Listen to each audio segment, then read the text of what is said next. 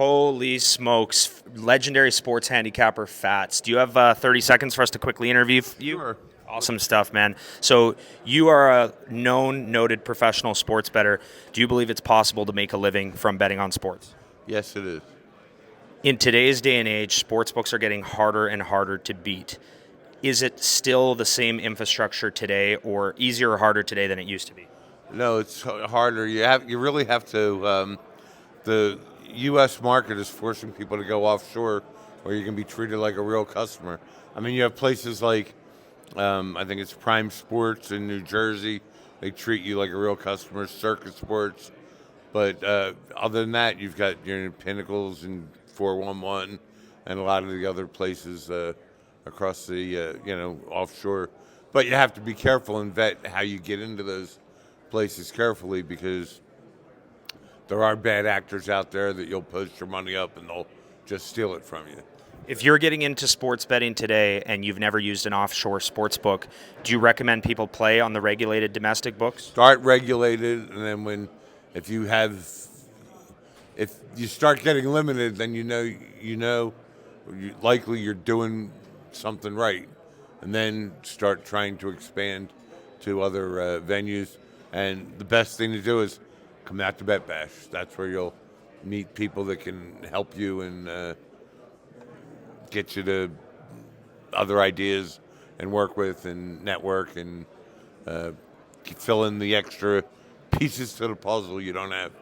If you've never had an edge before as a sports bettor, where do you start? That's a good question. I mean, if you've never had one, you've got to you have to find one. I mean, you try and you try. One thing I do recommend, though, a lot of people, they come up with something and they model it by like doing fake bets to track, and then if it does well, then they start betting it. I say bet first, ask questions later, for several reasons. If you bet first, let's say you're right, so you're going to win right off the bat. So that's a win right there. If you bet and you lose, you're more motivated to find out, were you out of your mind, or does it something that I could tweak? And the third thing is, if you're doing the fake bets and it's winning, you don't know how long it's going to last. So by the time you figured out something that eventually the odds makers are going to catch up with. So by the time you've finished testing it, your lines or your edge may not be as strong as it was the first time. Bet first, ask questions later. What's the crazy? But what's the craziest sports bet you've ever won? Oh, the not even close. The round robin parlay of death with Spiro, who's getting inducted into the Hall of Fame, and I can't wait to see him and talk about it. How much money did you win on that one bet? It was a Saturday afternoon, college basketball, 100 games on the schedule, and there were 5 14-point underdogs, give or take, that were all 10-1 on the money line. And I said, $500 two-team parlay, 10-1, pays $60,000. So if I do a round-robin parlay, all the two-team combinations, that's $5,000, or that'll cost $5,000. And then I said, if I bet each team individually for $1,000, that would be another $5,000, so $10,000 risk. But because I was getting 10-1, if I win one game, I'm free rolling it. So I put in the parlays, then call back, bet each one individually, and games start. I win the first game. Now I'm free rolling. Win the second game.